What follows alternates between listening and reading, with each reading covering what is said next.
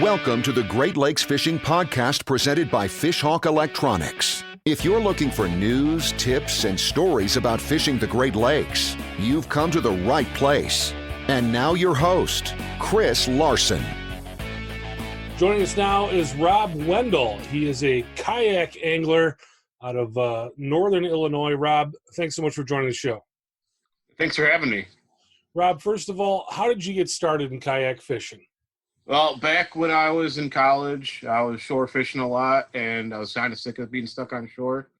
And I just thought, hey, I could probably throw a couple rod holders on a kayak and paddle around and catch some fish. So eventually I just went and bought a kayak, and that's exactly what I did. I threw 2 rod holders on it, and the day I bought it, I went straight out into Lake Michigan and caught about a 13-pound king salmon. And from that point on, I was pretty much addicted to it. It was its own thing. It wasn't just a way for me to get off of shore anymore. I don't want to date you, Rob, but how long ago was that? Oh, that was 15, 16 years ago. I've been doing it a long time now. Tell me about that first trip. You're pulling in a king salmon like that from a kayak. What was that like? Oh, that was incredible. I did all the things that you're not supposed to do. You know, they tell everybody to get used to your kayak, learn about it, take it out of small water first and all that kind of stuff. Learn how to get back into it, do all these different things before you take it on a big body of water like Lake Michigan. And well, back then there was nobody to tell me that stuff.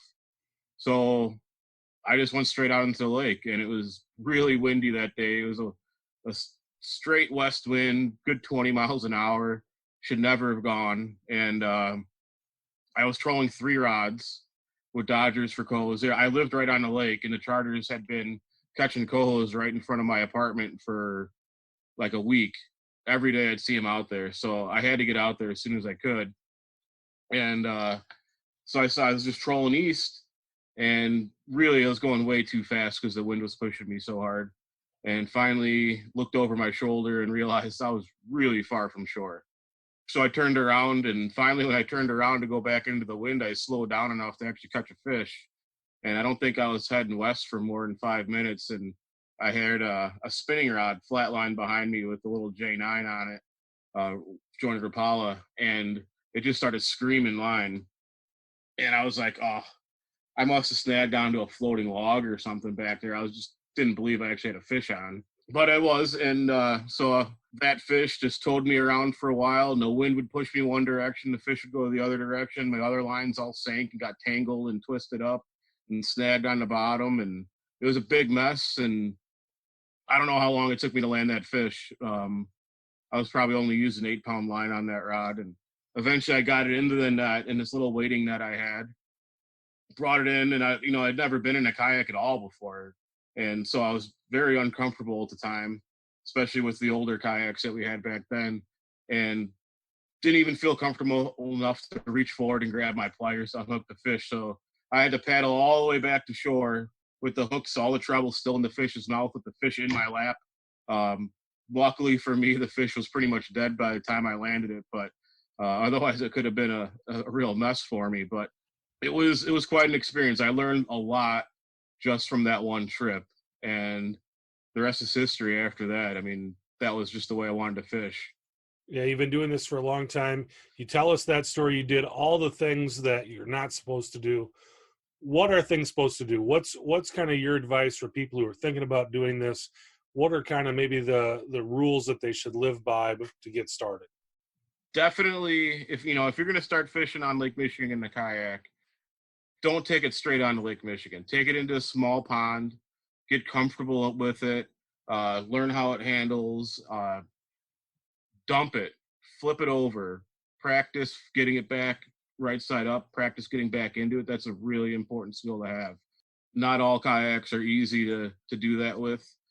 Oh, the kind of kayak I'm using is a sit-on-top kayak. That's what I've been using for the last 15 years. Those are really beginner-friendly kayaks to use. They're really good for fishing because they have a lot of storage and everything. And the other thing about them is they don't get swamped.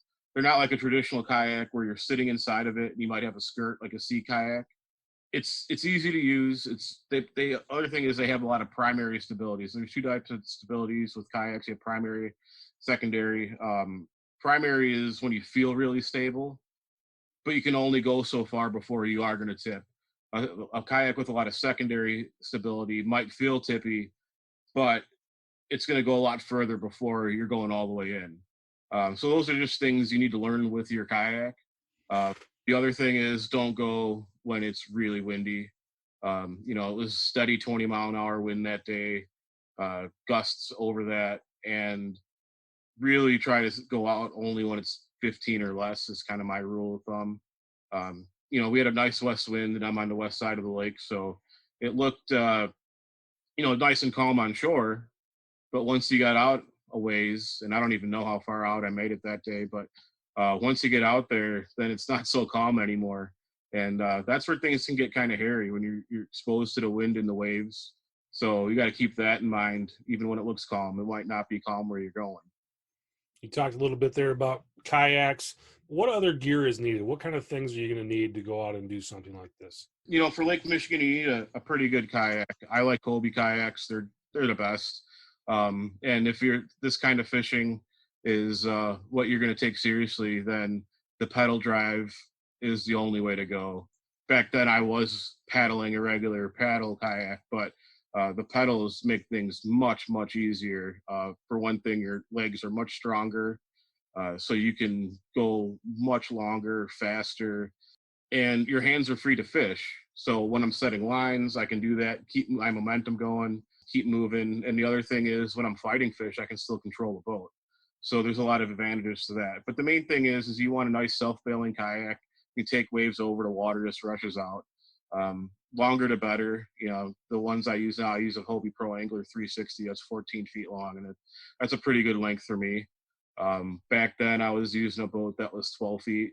I don't think I would use one less than 12 feet long for Lake Michigan. What other type of gear? Tell me about the fishing gear and how you have it set up in your boat. Well, I use Ram mount rod holders on my boat. I like the Ram HD rod holders, and I have two up in front of me, and then I'll have another one behind me, and those that I use, those are strictly for trolling. And then I'll have a couple other rod holders for storage. And the nice thing about in this kayak with the Pro Angler, the Hobies, they have an H-rail system, so everything's adjustable. You don't have to drill these rod holders in or bolt them in place. You can move things around and adjust them however you like. So those are the main thing for me. And of course, I have a sonar with a GPS. You need to have that out there. Handheld radio and safety equipment, air horn, flares, a whistle, stuff. Obviously a PFD, stuff like that. So you don't need a ton of stuff for it. Not nearly as much as in a boat, but there are some things you need that are important. Yeah, tell me a little bit about that. What's kind of the main difference that you've found between doing what you're doing in a kayak compared to maybe somebody going out there in a 18 or 20 foot Ranger? The difference is, one main difference for me is that it's totally silent and the fish really have no clue we're there when we're in the kayaks. So we can catch fish that the boats can't fish. Most people think about that factor when it comes to small waters, going into some little ponds or creeks or whatever that big boats can't get into. But it even makes a difference on Lake Michigan, especially when the fish are real shallow. Like right now, we can get into areas, catch fish in 5 feet of water. And boats can't even get into these areas because of the obstructions, boulders and jetties coming out that are underwater. And the other thing is if they are going through that water, they're probably spooking the fish. Even just an 18 or 19 footer spooks a lot more fish than the kayak. So we really end up catching a lot of fish that the boats won't catch, and a lot of times outfish the boats. And when it's really good, we'll kind of like play a game, see how close to the boat we can catch the fish. So we'll just put a bait out, 15 feet if that gets bit. Then when we put it back out, we put it out 10 feet, and we'll see how close we can get the fish to the boat. And it's kind of incredible. Like we've caught fish with just 6 feet of line out to our bait. They really don't know we're there. So it's there's a lot of advantages that way. And then on top of that, just a lot more fun landing the fish when you're right down at the water and you're not dragging the fish behind the boat. And you're fighting, especially when you get into bigger fish, when you're fighting kings, they'll drag you a long way if you let them. And it's just a totally different fight and much different experience than boat fishing. What does your setup look like when you're going to go out and do some fishing out on Lake Michigan? How are you setting up your gear, and kind of what are you doing? My normal setup, like I said, I have some adjustable ram mount rod holders that are kind of ahead of me. They're kind of in front of me and then shooting off to the side of the kayak at like a 90-degree angle. And with those rod holders, that's when I'll troll planer boards, dipsies, sometimes just flatline and baits. When we need to get deeper, I'll use those rod holders for torpedo divers, which is kind of just a big weight. It's a really good poor man's downrigger, probably the best I've used. And then I'll have the one behind me, which I'll fish lead core behind or with, and maybe another flat line of some sort. That's kind of the main thing. So I have the two in front of me at perpendicular to the kayak, and then the one behind me goes straight back. And you don't have a first mate aboard your kayak. So what happens when you start getting to fish? How do you get all that gear cleaned up? You talked about a little bit earlier, you had some tangles. How do you get all that gear situated while you're fighting a fish? You know what? Most of the time I leave it out there. And that's one of the cool things about having the pedal kayak with the Hobie is, nowadays when I get a fish on, I just start making a big circle. If there's room, at least, there's not other boats around, at least I'll start making a big circle around the fish to whatever side it bit on. And that way I can keep my other lines moving at least and keep them getting snagged and tangled. And, if it's a big fish, it's going to start peeling out a lot of line, and I'll be able to fight it while it's really far out instead of right next to me. And that's the way to go. Now, back in the day when I used a regular paddle kayak, you couldn't do that. So you're at the fish's mercy. So the important thing then was to keep the rod pointed at the bow of the boat at all times. And that way, when the fish is pulling you, it always just turned the bow of the boat towards the fish, which was kind of an important thing I realized, because if you didn't do that and the fish was trying to drag you sideways, well, you had a pretty good chance of getting spooled that way, especially with using lighter, smaller tackle. So you always want to keep the boat pointed towards the fish. And then they're just going to drag you around wherever they want. I mean, I even got dragged into a boat one time that was anchored. And there's just nothing you can do about it. But it's different. Now, back then I would reel in line. So I actually would use a right-handed and left-handed reel in those rod holders in front of me. That way both handles of the reel would face me, and I wouldn't have to reach around if I wanted to reel one in. What's the biggest challenge, you think, to fishing on the Great Lakes in a kayak? Just dealing with the weather is really weather and other boats. Because we're pretty invisible out there, and you have to go out there with the mindset that nobody can see you, because the reality is with a lot of the big boats, they can't see us, and a lot of the other kayakers don't realize how hard it is to see a kayak from a big boat. So, a lot of times we're fishing around harbor mouths and that, and you just have to pretend that you're invisible, and anytime that boat's coming by, just get out of that boat's way, whether you think you have the right of way or not. Just get out of the way, because they probably can't see you. And then the weather, there's times when the fish are pretty far offshore, and the weather kicks up, you can get into some nasty stuff. We've seen it plenty of times while we're out in boats 8 miles out or something, and it gets nasty and it's a long ride in. Well, I don't go 8 miles out in my kayak, but 2 miles out and you get some nasty weather, that can get a little hairy too. So having a good boat helps with that, because I can trust it to get me in. But you still really have to watch the weather, make sure that there's no storms coming. Check the radar on on your phone fairly often. Check the wind forecast, make sure it's not changing, and then just looking at the sky.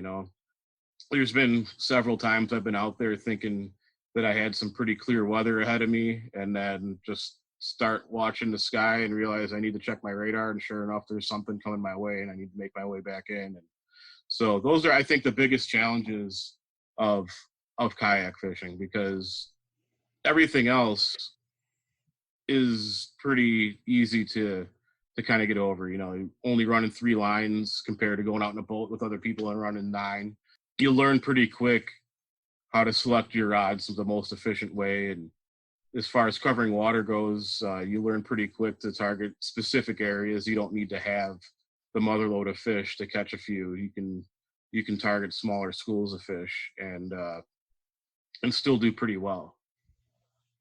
What are some of those places? What are you looking for when you're going out kayak fishing? How do you figure out where you're going to go? It depends on when it is. Like during the summer, though, I typically look for areas that drop off the fastest, so that I can get to deeper water much quicker, and not be 8 miles offshore. So that's one thing. And there's, the cool thing about being in the kayak is that you don't need to use a boat launch. You can launch at any public beach you want. So there are areas along the shoreline up and down the whole state of Wisconsin and some in Illinois as well, where you can find some pretty nice places to launch, to get to deep water quick, and they're actually pretty far from harbors so that you don't have a lot of boat traffic. So I look at, like the Navionics maps of the lake a lot and just try and see where there's some deep water and where there might be an access point near it. Another thing is, during the cold weather months, there's almost always trout and salmon to be caught inside the harbors. So that's a really quick way to get in there. And especially in Wisconsin, all the Wisconsin harbors have a bunch of brown trout and rainbows, kings, everything. So no matter where you are, you can usually get into some fish pretty well from September until about now. Yeah, what's your favorite time of year to go out and do kayak fishing? Oh, I'd say my favorite time of the year is really in September, when the kings are coming back into the harbors. And then you can catch them on light tackle. You don't need to deal with any weights, just fish crankbaits, flicker shad and reef runners, all that kind of stuff. And you can just use bass tackle for them if you want. So to me, that's the most fun time. I like catching them when they're fresher during the summer, when they're more silver, of course, but that requires more gear and fishing deeper, bigger weights and all that kind of stuff. And I still enjoy it, but being able to just have a rod and a crankbait, nothing else in between, is always a lot more fun for me. What are some of your favorite Lake Michigan destinations? Well, I fish Kenosha a lot. I fish Racine a lot. Port Washington sometimes. I'd say those three are my favorite. Sometimes I get to Milwaukee, but not as often as I used to. But Kenosha and Racine are my two favorite. What's special about them? They're close to my house is probably the biggest thing for me. So, but Kenosha has really good brown trout fishing, especially right now. It's been very good lately, and it will be for another couple weeks. And you can catch fish all over that harbor, inside of it, outside of it, all around it. There's fish. There's different ways to fish it. You can fish shallow, like fishing jerk baits and stuff and plastics and whatever, and catch those fish casting. You can go to deeper parts of the harbor and troll it. But it's a fairly small harbor, so the fish are kind of concentrated. You know pretty quick if they're in there or not. And it's easy to cover the whole thing. So I like it for that reason. Then in Racine, you have the river flowing in, so you get a lot of steelhead. And of course, there's always good fall king runs in September. So you have, good structure out in front of the harbor. You've got a lot of different options inside the harbor, and you have the river itself. So I like that. It's a little bigger than Kenosha, so I can move around more. And there's a lot of areas in both harbors to fish that aren't very effective for boats to fish, and the shore fishermen can't get to it either. So really, the kayakers have the absolute advantage in these places, and that's why I like both of those so much. Very cool. Is there anything about kayak fishing, the Great Lakes I didn't ask you about, Rob? Millions of things. Yeah, there's a lot to it. The one thing that I found with kayak fishing, especially the trolling aspect of kayak fishing for salmon, is that we had to basically fine tune all of the boat techniques to work in a kayak. So whether it was downsizing or just figuring out how to get deep and still be effective without being difficult to use. So, everybody runs divers in their boats, and we could do it in our kayaks. But if you run a big diver, it creates a lot of drag, creates a lot of resistance. So then you're fighting against it the whole time. So those are some of the issues you have trolling in a kayak. Is the easier ways to get deeper often create problems. So how do you fight that? And so, like planer boards, I use little mini offshore boards. That's my favorite little board. It pulls a lot of crankbaits for me. It pulls dodgers and flies for cohos for me. I use that all year. It gets me spread out. It gets me to cover water, but it doesn't add drag. And, like during the summer when we need to get deep and we're not using downriggers, at least I don't, and most of the kayakers on the Great Lakes don't use downriggers.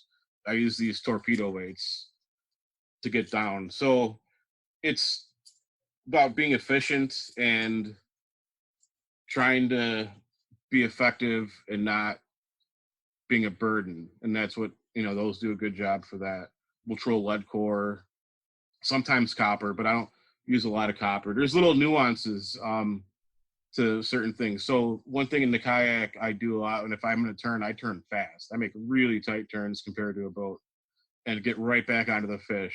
And sometimes that makes a huge difference for us. So if I'm running copper sinks really fast, and then I just get snagged up. So lead core is somewhere in between. It doesn't sink as fast, so I can make a little bit tighter turn with it. So there's just little things like that that kind of just came with experience and getting snagged and learning the hard way. The ways to fine tune are the way we troll.